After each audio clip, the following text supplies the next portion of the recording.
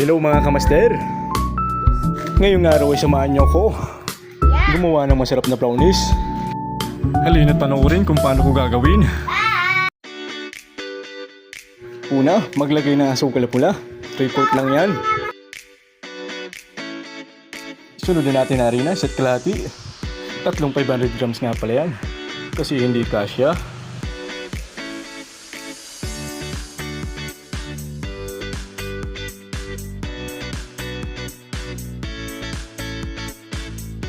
Next natin ang baking. 2 cup lang yan.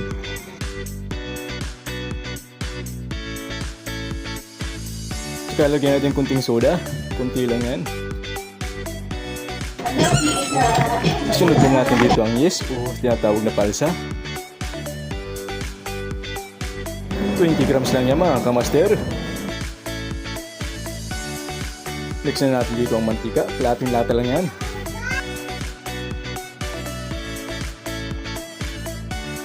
At lagyan natin ng konting food color, pampakulay.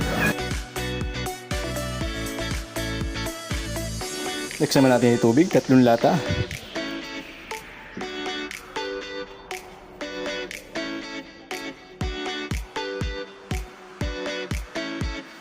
Tapos lagyan natin itlog, 1 piraso lang yan. At konting margarine. Haluin na natin mga kamaster, o mix ba?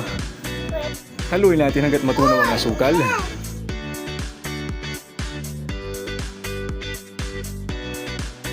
At pag tunaw na, ilagay na natin ang harina. I-mix na natin. Pag na-mix na, lagyan ng kalating latang tubig para medyo lumambot. Mix natin ulit para mas lalong halong-halo. Okay, na-mix na natin. Ilagay na natin sa lalagyan. Okay, ito na. Tapos na mga kamaster. Magantay na lang tayo ng ilang oras. A few moments later. Okay, ito. Luto na. Napakaganda ng luto. Quality. Ang lupit mo talaga magluto. Paring yung. Baliktarin na natin para makita nyo kung gaano kaganda ang aming brownies. Papalamigin natin yan para lagyan ng icing, chocolate. 1 hour later.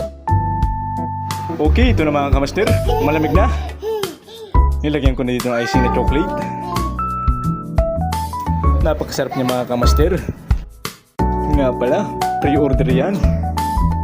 200 pesos lang yan. Murang-mura. Napakasarap pa. Dito lang yan sa Kaudyokan, sa Gutiban. Dito, pinabilis ko na para di kayo mainip.